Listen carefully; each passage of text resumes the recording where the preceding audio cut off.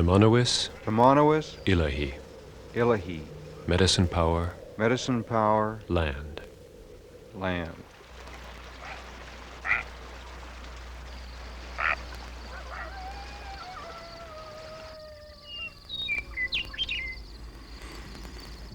Who cannot give an accounting for the last 3,000 years for oneself remains in darkness, without experience, and may live only from day to day. There are in us Many different ways to think about this world whatever we say is how it shall be. Medicine, Tamanawis. When the new ones, the white people, first came here to the Pacific Northwest, they used the words and signs shared then among the peoples whose ancestors had lived here since the glaciers melted and disappeared. Tamanawis is an ancient name for spirit power or guardian spirit in the Chinook speaker's tongue, whose place was along the Columbia River, from the ocean to the Great Falls, here, where they and the people of the plateau had met generation after generation in friendship and peace, to trade, to sing and dance, to play games, and to catch and preserve the great salmon families swimming this river. Then, Illahee comes also from these Chinook. It means land or region, place of the people. If you want to find my place, get out of town any way you can. Find the Cascades in early morning. When you see the Tatoosh or the Nisqually flows into Alder Lake at Elby, stop. Ask directions at the grocery. I won't be mourning in the tavern. The post office closed last year. I have no phone, and mail hardly comes. Take the road to Alder by the lake. When you see the garden above the road, that will be Uncle Ernest's homestead. He's 95 this year, prays every day. Keep going. When you reach the crest, you will see Uncle Leonard's pasture on the left, Grandpa Mayo's honey house across the road. Grandma still lives that farm alone. Cross the swamp on Alder Creek, past Uncle Charlie's pond. My father's house is on the left knoll. He died, and I moved away to town.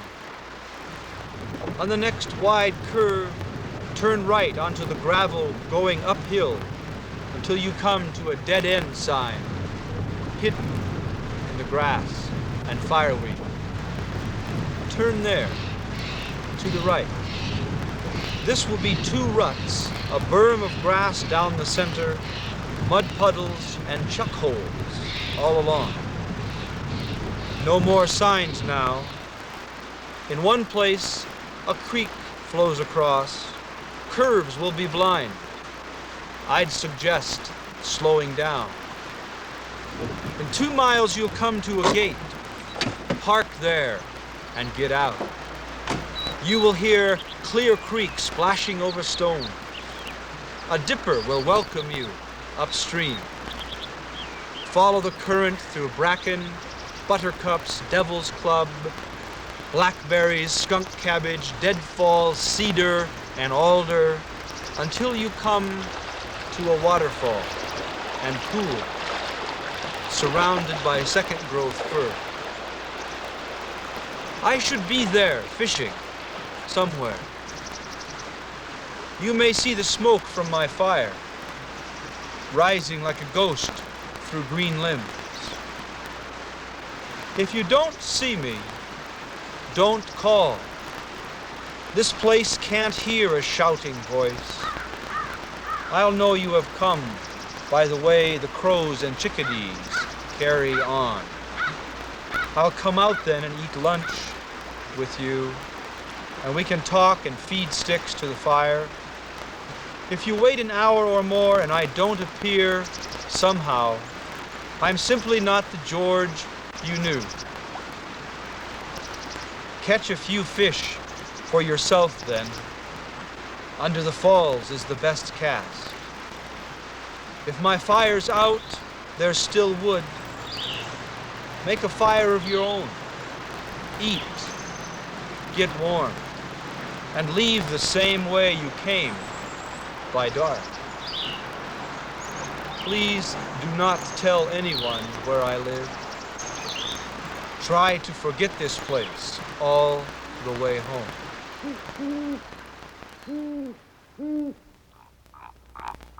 Raven, who made this world for the people of the salmon, he saw this.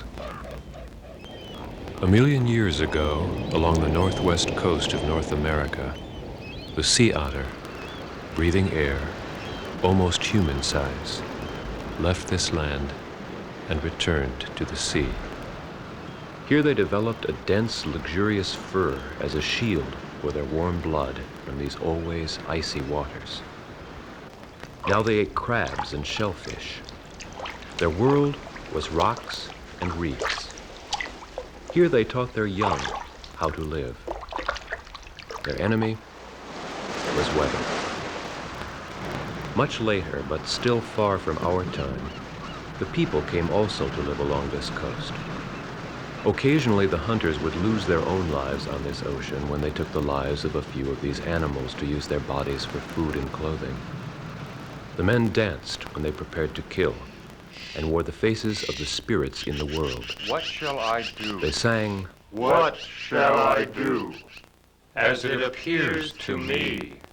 That I shall do. This pleased the spirits, who sent many animals to them. The people learned how to live in this land, how to live with its raw danger. All this time, ancestors followed ancestors. Their oldest knowledge was the right path for the future.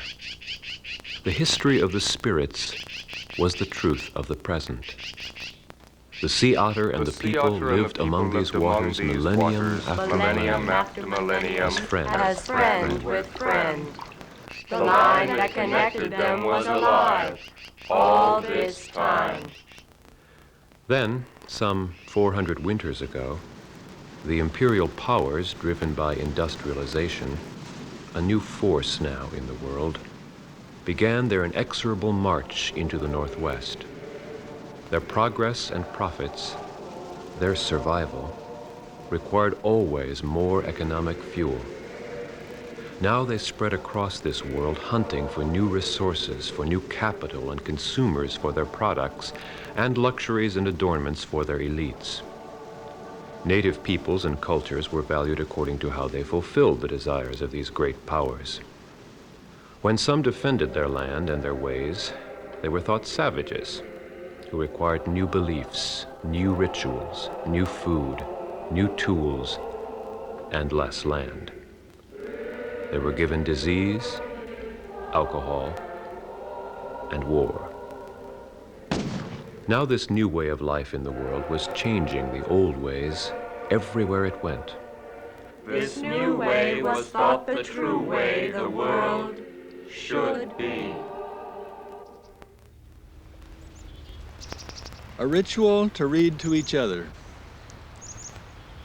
If you don't know the kind of person I am, and I don't know the kind of person you are, a pattern that others made may prevail in the world, and following the wrong God home we may miss our star. For there's many a small betrayal in the mind, a shrug that lets the fragile sequence break, sending with shouts the horrible errors around us, storming out to play through the broken dike. And as elephants parade, holding each elephant's tail, but if one wonders, the circus won't find the park, I call it cruel, and maybe the root of all cruelty, to know what occurs, but not recognize the fact. And so I appeal to a voice, to something shadowy, a remote, important region in all who talk. Though we could fool each other, we should consider, lest the parade of our mutual life get lost in the dark. For it is important that awake people be awake, or a breaking line may discourage them back to sleep.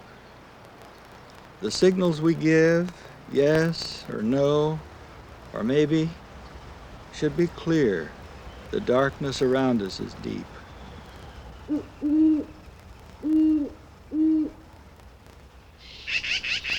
Coming from far in the west, Russian hunters had now moved across Siberia, searching for thick furs. In 1741, explorers reached Alaska, finding there sea otter with luxurious skins they sold to the Chinese at great profit. Immediately, the Russian traders came into the Aleutian Islands, offering beads and trinkets for the people to hunt these valuable animals for them. At first, the Aleuts were happy to help their new friends, but soon they wondered if it was right to do this, since it kept them from hunting the other animals they needed for food and clothing, and also seemed to displease the spirits. What shall I do? Then Aleut women were held hostage by the traders, who forced the men to hunt in storms. For them the sea otters sought shelter in reefs, where many were easily killed, but where many hunters would drown. Now they risked death on the sea, not for their families or their villages, but for these white men. As it appears to me. Then the Aleuts fought back, but the Russians destroyed their villages and broke the rebellion. The constant hunting continued, and soon here were fewer and fewer animals. Now wanting more skins, the Russian company drove its Aleut hunter slaves out of their land to the place of the Tlingit Indians.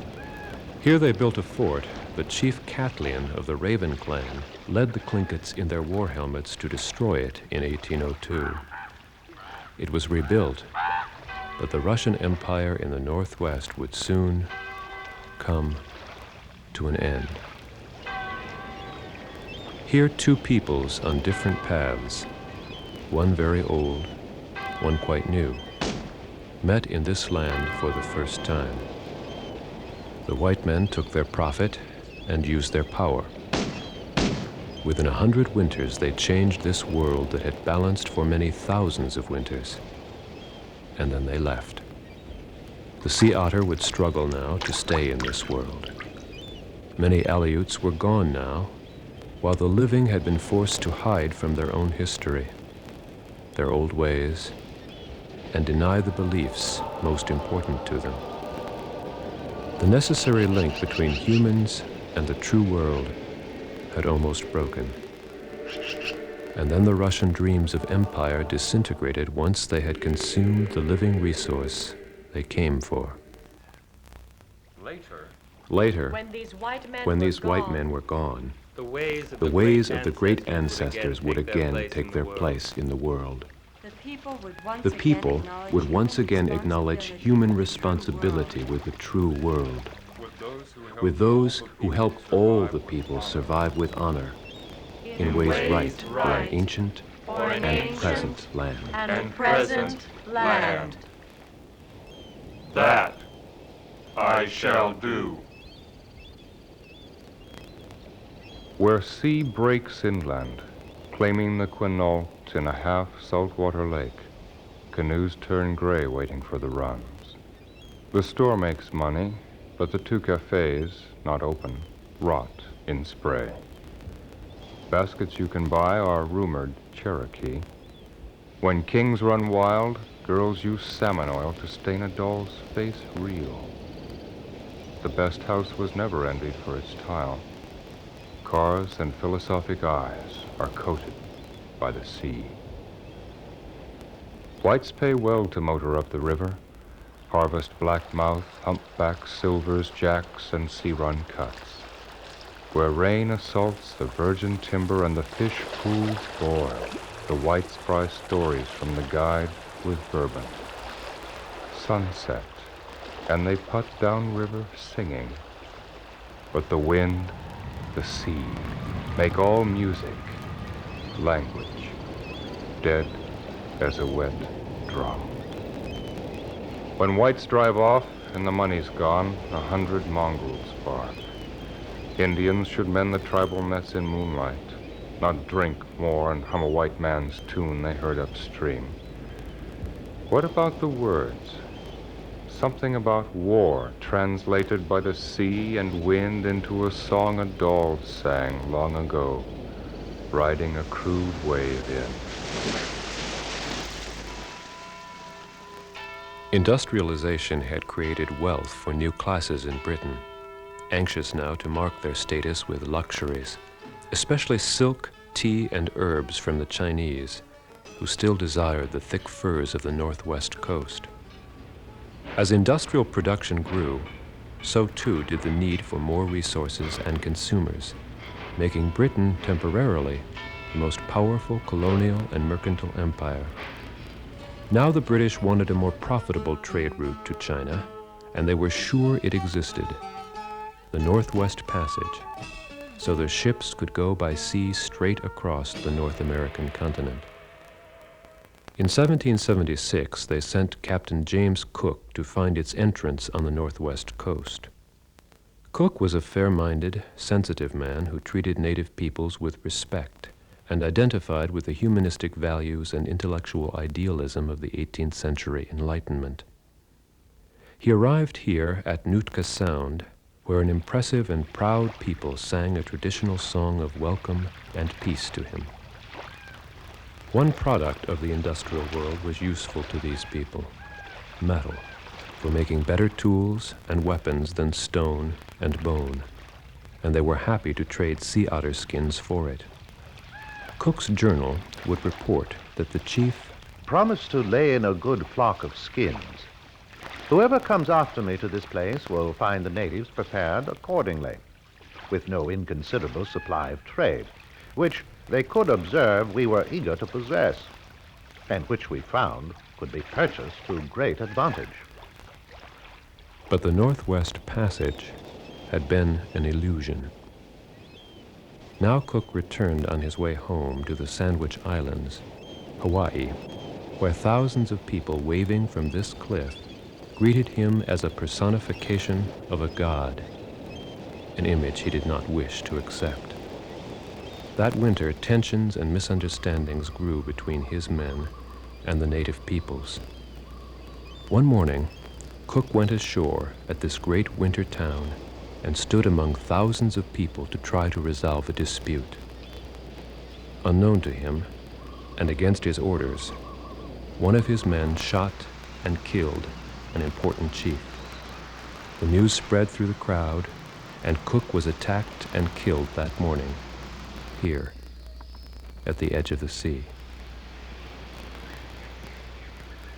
When his journal was published, it told of great profits from trading sea otter skins to the Chinese, and immediately European and American adventurers and merchants came to the northwest coast. At first, the people here welcomed the white traders because the metal and goods they brought increased the cultural and material wealth in their societies, where status and rank were partly based on property owned. Yet these possessions gained value only when given away at great winter dances and feasts. Here the people spoke and sang and danced about their relationships with each other and their shared understandings with the world. But the white traders brought more than metal and wealth. They also carried sicknesses unknown to the medicine men of the people. And they spoke of a strange belief that they, the white men, owned this land. Now, waves of disease and sadness and anger swept this region during the 60 winters since these new men first arrived. And sufferings grew in all the villages as the old people and the children died. For more than 10,000 winters, the unbroken line of vision quest and ritual to bring life to the people was alive in this landscape. Now it was in great danger. In this tension of beliefs and ways, the art that told the stories of the great ancestors was burned. Many white and native people were killed. And many great towns were soon silent. Song for the coming of smallpox. At night, sparks fly from them, the ships of the iron people. Iron, struck in the fire, throws sparks, makes knives and spear points harder than bone. Wherever those sparks fall, they burn our smooth faces. They burn, making holes as deep as bone, setting fire to our bodies. My spirit, when it first came, made a hole in my mind, and I fell down dreaming what I must do and be through the long fire of my life. The hole of my mouth and the hole of my lost eye filled with new songs. But the ships of the iron people bring the mask of many holes. Who wears it must fall down with many holes in his mind. Not iron in that fire, not stronger and harder, but dreaming only of bones. Coyote, form of changer who made this world, his land. Beaver, you, friend, throwing down in one day, owner of the weather, your thick fur wanted for elegant hats worn in new cities, so new men come for you into North America. Longest would you hide here in the Northwest, among the first people to follow you and your friends. Then, soon, great changes would come. Then, soon, great changes would come here, to them, after change came first to the thoughts of those living in old mercantile cities. There it was believed that the nation, a form of all the people, was the rightful owner and user of wealth and resources. Companions formed together then to do the work of the nation, which gave them sole responsibility for their task. Those who sought fur had no rivals, and the beaver was their friend. He gave up those he could, and no more. That was right. But then that great change came. Cities and industry grew. Now always more was needed. A nation's wealth was created from the world's resources, and an individual's from acquiring what one could before anyone else. Before anyone else. Now the new thought came. Now the success of the nation was the success of those who sought to make money. Nations exploded then with growth in things which changed and used up other things. It was right and good that each person should want more than the other. Should want more than the other. And everywhere these new men were in North America, that which they came for, the beaver, was soon gone. These white men moved on then, always to the west. The beaver died again. The men just moved further into this world. The men just moved further into this world. The great Columbia River was the heart of the Northwest, which now both Britain and America wanted. And soon British trappers in the northern Rockies were planning to come downriver, here. Alarmed, Thomas Jefferson knew American claim to this region required a usable overland route from the expanding United States to the Columbia, and he immediately sent Lewis and Clark west, up the Missouri, to find one, across a wilderness unknown to the white men. They stayed on the plains among the Mandan, from whom they learned of their further route. They carried this message for the people. Children, the great chief of the 17 great nations of America has become your only father. He has commanded us, his war chiefs to clear the roads and to point out to you the road in which you must walk to obtain happiness. You are to live in peace with all the white men, for they are his children. Injure not any traders who may come among you. Do these things which your great father advises, and be happy.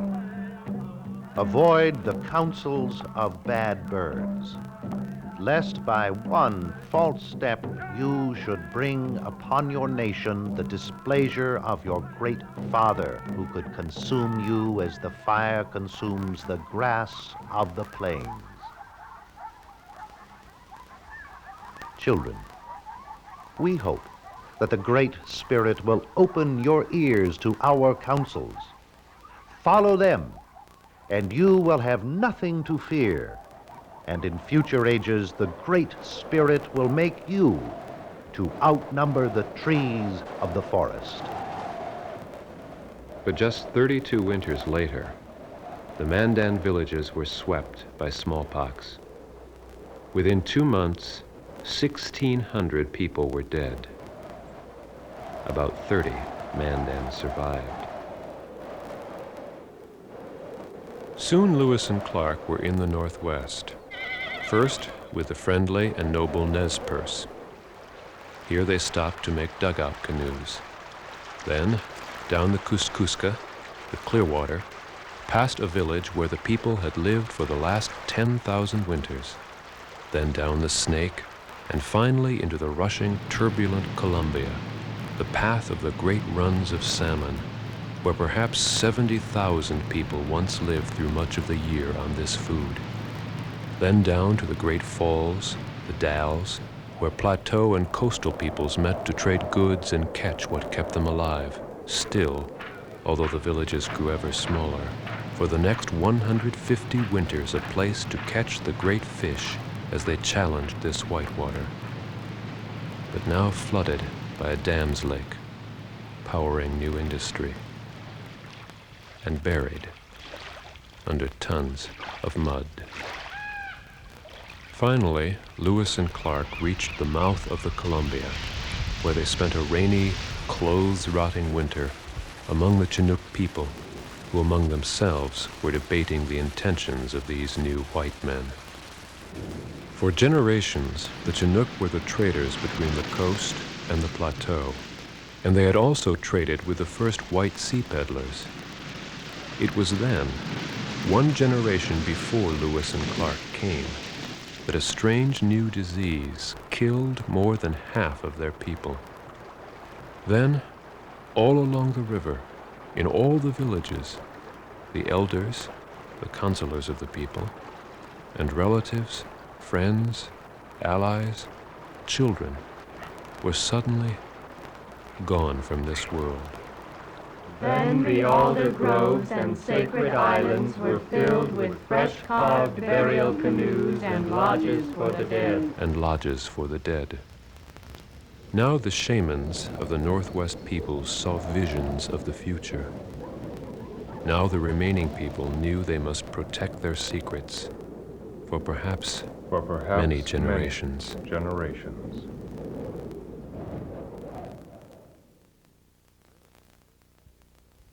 Americans were excited by Lewis and Clark's journey. Now they knew it was right that this land should belong to them. But the first American company to come here forced their way into the mouth of a stormy Columbia and lost many men. A bad augur, and sensibly felt by all of us. Later, they insulted a Nootka chief in front of his people. Then, after years of disease and injustice, the Indians acted. They destroyed the ship and killed the white men. The remaining Americans sold out to British traders. Now both countries claimed this land and agreed to share it between themselves. But the British controlled north of the Columbia and wanted to slow down American occupation of the land to the south. So they sent Peter Skeen Ogden there to trap out the beaver. He found few animals, but was the first white man to meet the Klamath Modoc people. Peaceable and good Indians. But after 2 years' intimacy with the whites, they will not long remain so. In less than half a lifetime, the Modoc would be forced from their land, the land of their ancestors. Then they would go to war. Song of a man who rushed at the enemy. I could have fought like fox, who can see behind him, who can bite even while running away, or like owl, who will hide deep in his hollow but will not surrender.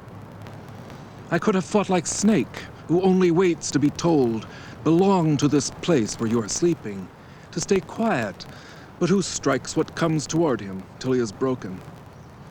But I must rush at my enemy like bear mother and badger, who know already how to sleep under the ground, or wolverine who will not turn away, who will fight even with Earthmaker. Now I am running on the shore toward the Iron People, toward their smoke and fire sticks against their spitting stones. I am running faster than Dragonfly, who needs to sing nothing. I am running toward them on the shore forever, singing this. Now, in Boston, Paul Jackson Kelly's deeply religious soul was burning with a new vision. He proudly told everyone that God had commanded him to promote the propagation of Christianity in the dark and cruel places about the shores of the Pacific.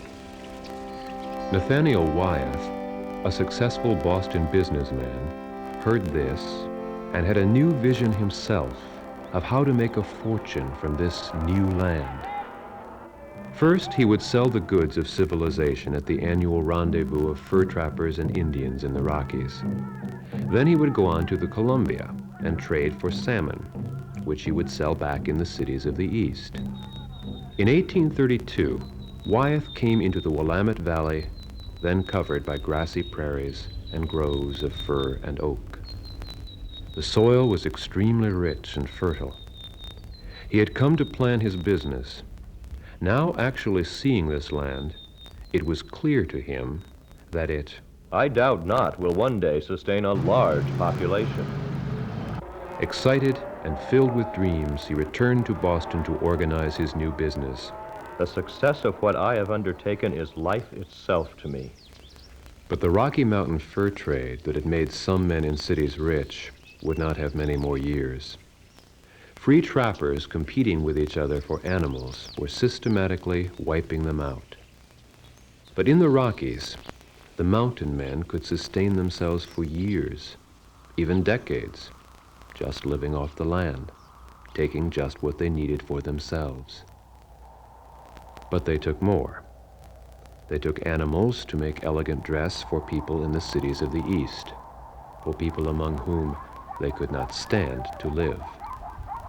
But when silk hats came into fashion and the beaver were gone, now their countrymen were coming. Then, suddenly, the mountain man was left with nowhere real in the world to go. Peter Skeen Ogden. The fur trade and civilization can never blend together, and experience teaches us that the former invariably gives way to the latter. While Wyeth was here the first time, 4 Northwest Indians came into American civilization on a quest from their people to learn about the ways of the white man's power. But only one, Rabbit Skin Leggings, survived this journey and returned to his homeland. The Christian Advocate and Journal told its readers that these Indians were seeking the Christian's Book of Heaven, and it showed a shocking drawing of a Chinook Indian's flattened head, which it said was how the flathead Indian in the party looked. Now a wave of righteousness and desire to help these heathen filled the hearts of many Christians.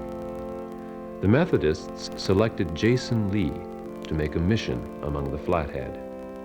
In 1834, he went there with Wyeth's second expedition, but was not welcomed by these people, and discovered that they did not flatten their heads.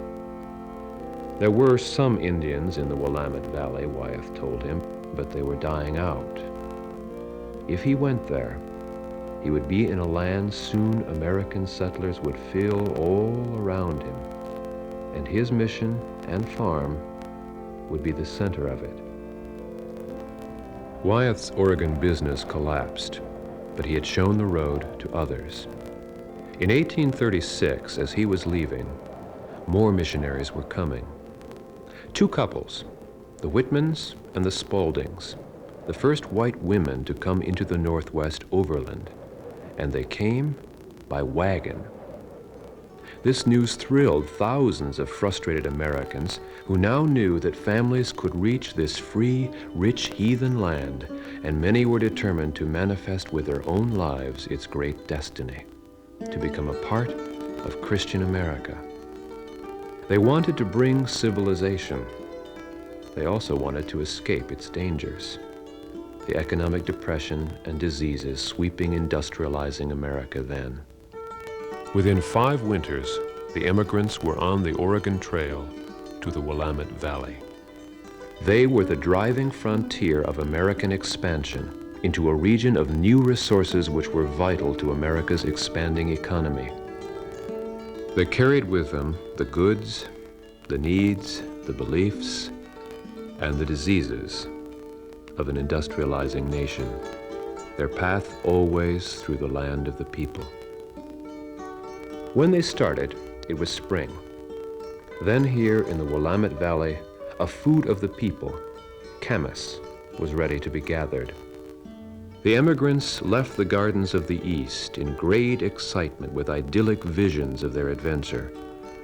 But within just days, the reality hit them. This great plains was a desert to them. Game was scarce. They were usually exhausted, dirty, and bored. They fought among themselves and had to discard mementos of their past. 1 out of 7 died of disease along this trail. They came to hate and fear this land, but they had no choice. They had to go on. Throughout these days and during the nights, this landscape they were isolated in filled their thoughts. It threatened them. It was hostile to them. It was the barrier to their goals and ideals. It had to be surmounted if they and their values were to survive. I believe that I am right. I hope for the best and press onward. Across this land, a grim, hard determination settled into them. Sometimes, at dusk, they would see Coyote, grinning and dancing behind them. The people of the plains named this the Great Medicine Road of the Whites. The immigrants finally arrived in their new homeland, the Willamette Valley. But it was early winter here then, and always rainy, gray, gloomy. They did not feel welcome in this landscape. I see myself as a voluntary exile in a land of darkness. I feel myself surrounded by the stillness of death. They had arrived at the time the Northwest Coast peoples knew that the spirits of the world were in closest contact with humans. This was a dangerous time. This was a time for great winter dances and feasts to honor the ancestors. But the immigrants recognized no ancestors in this land. They saw forms of meat, not allies of Changer, creator of this world. They saw killers of lambs, vermin, they said, not the great elders, the older brothers of Changer. They saw the shitepoke, not an owner of the weather. Now they found themselves in an intensely regenerative landscape that did not seem to care if they were here or not. What they held in their hearts would be the new force of change for this land. They were to become their own ancestors. They brought their journey with them, It was their great ritual. It stayed with them, whether they were adults as they came across, or children, or even if they were born on the plains. And it remains in us. It remains in us. Soon these people would begin the long transformation of this land into their vision of civilization's human scale and form and meaning. The old meanings were their enemies and had to be controlled or eliminated. Their dream and faith and expectation was to be the ultimate great civilization on this land, to tame it, to make it meet their needs and desires. In Trask by Don Barry, an ex-mountain man feels out of place among these settlers and seeks to know a true relationship to land. The hunger for land is not a simple thing. It is, in the end, not a matter of clods of earth and stands of timber and runs of water. What moves a man, and ultimately the only thing that moves him deeply, is the finding of his own image, the solid configuration of himself, worked in materials of better staying quality than bone and blood. If he listens to the river and hears the coursing of blood through his temples, if he looks at a mountain and sees the strength of his own arm, if he is lost in the forest, as in the darkest wells of his own mind, then that land is his, and he has lost the faculty of choice concerning it. He is chosen. And from that moment, the land and he work each other, not always with gentleness, but relentlessly. And in time, there's no more telling which is which between them. No sharp distinction, no clear edge of difference where it can be said that here the land ends and here the man begins. Trask is led on a traditional vision quest by the native peoples who live where he wishes to own land. His senses cast beyond their former scope, and what they caught was carried down more deeply to his center than experience had ever been. He could not imagine living without the deep sense of participation in everything he saw or heard or felt. Participation in the pulse and breath and heart of the world, in the deepest center of his own existence. He saw a world he had not seen before, a world made not for mastery but for living. Once seen, it was a very simple thing to understand. The wonder was that he had been so blind. Wai'ilatpu, the place of ryegrass. The Whitman mission was built on ground special in the land of the Cayuse. But Marcus Whitman did not understand their life. Naming themselves the superior people, this tough, proud, horse-mounted tribe of 500 persons traveled as they chose across the grassy plateau and among the Blue Mountains south of the Snake and east of the Columbia. The immigrants' path to the Willamette Valley lay directly through their land. Now Whitman wanted them to become Christian farmers. They tried, and some felt the power of his new medicine. But Whitman was giving much attention to the white immigrants, personally guiding in 1843 the biggest wagon train the Cayuse had yet seen. Whitman was also treating the Cayuse for sickness, but the people, even the ones who had been healthy, were dying. They were becoming fewer, and still every fall, more immigrants arrived.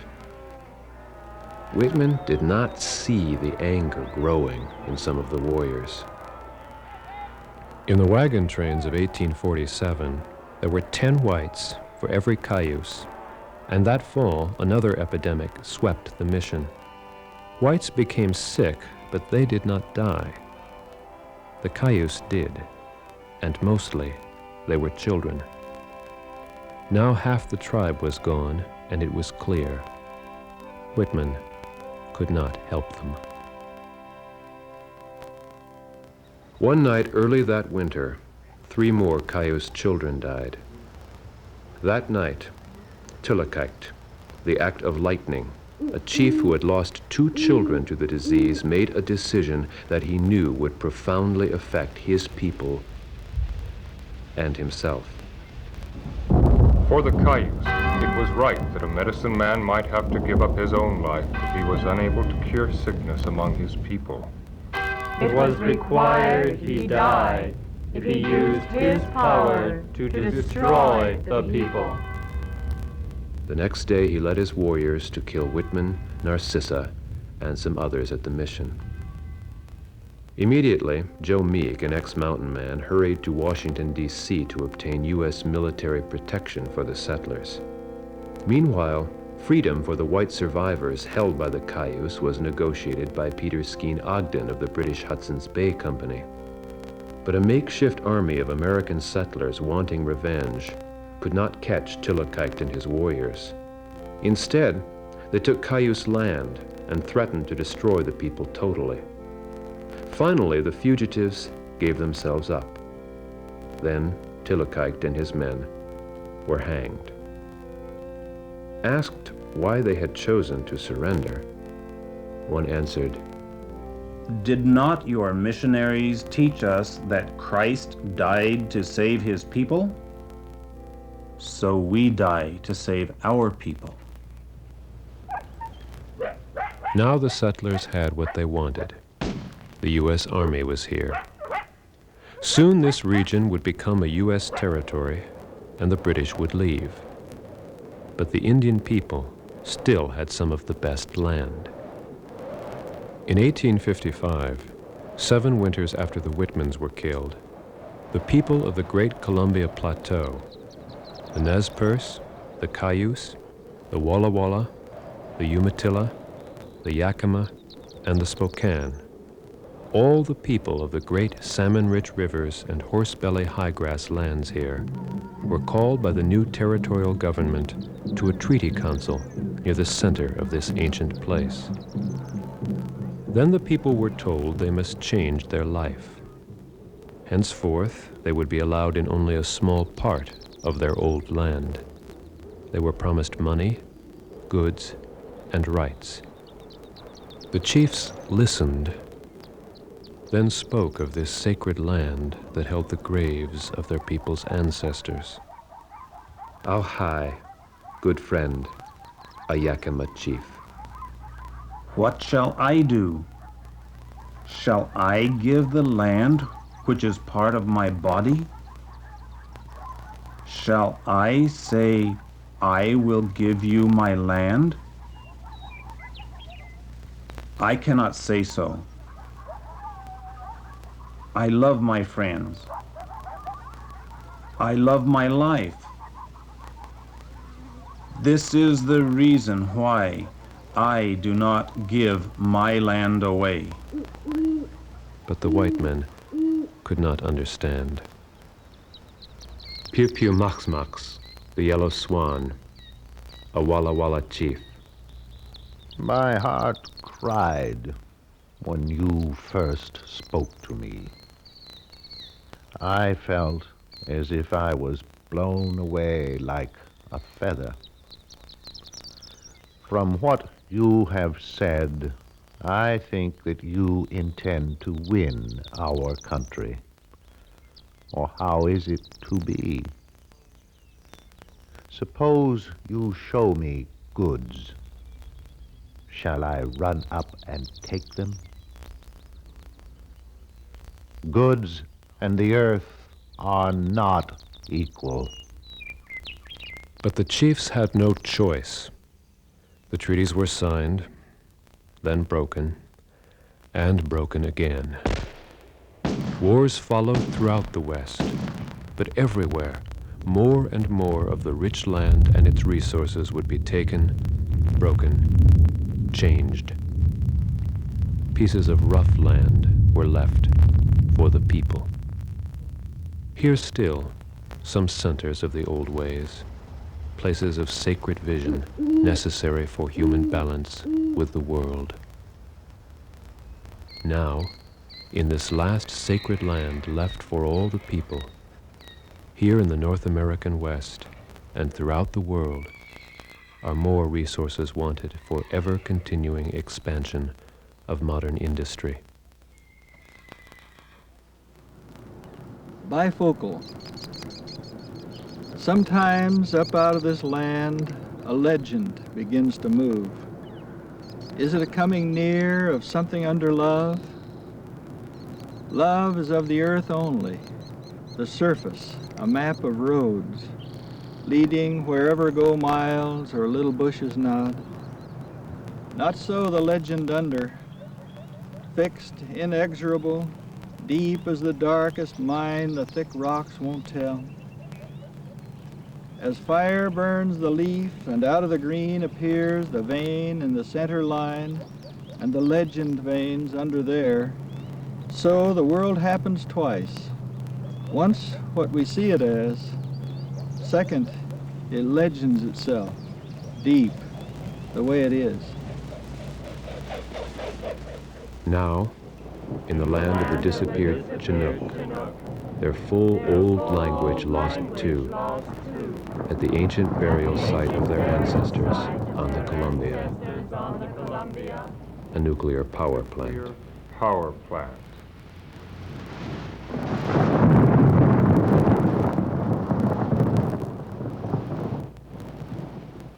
From the reply of Chief Sealth to Territorial Governor Stevens in 1855.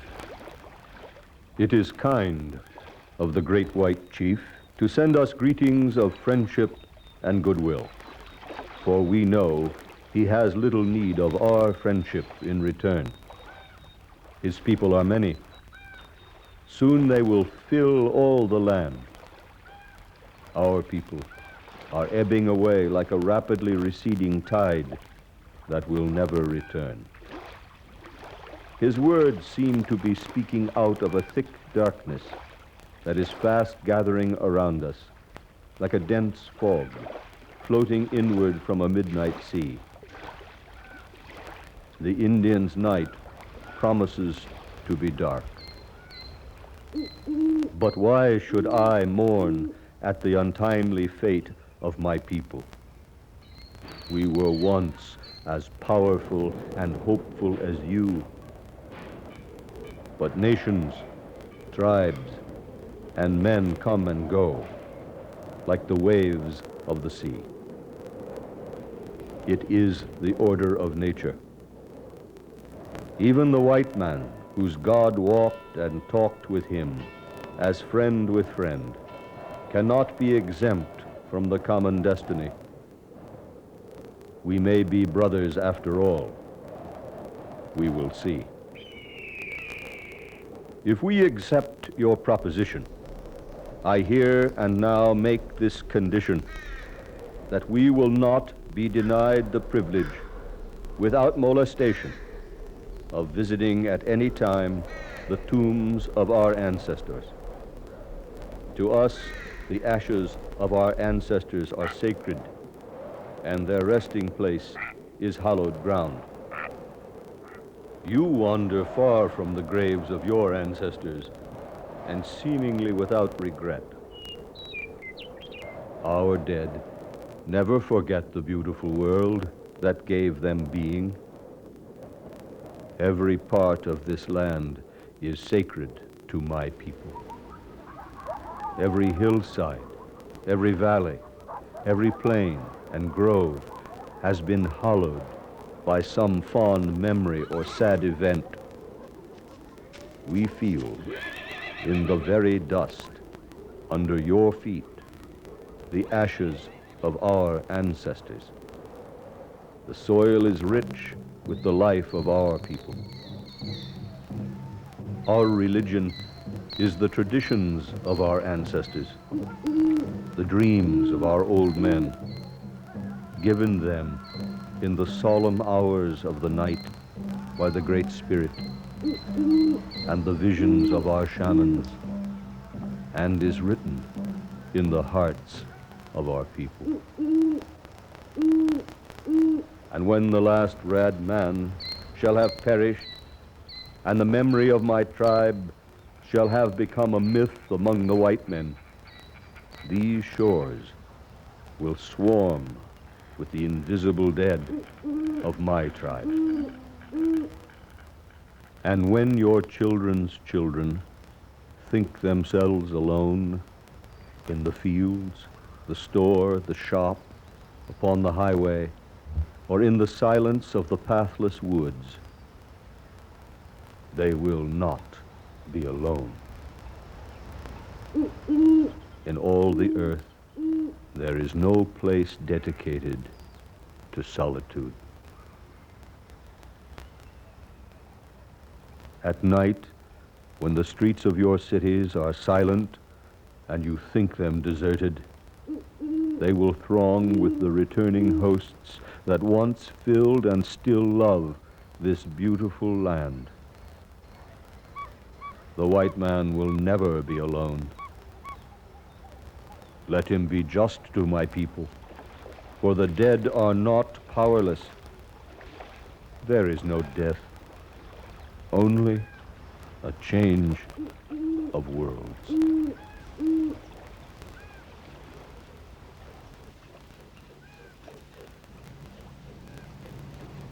So the world happens twice.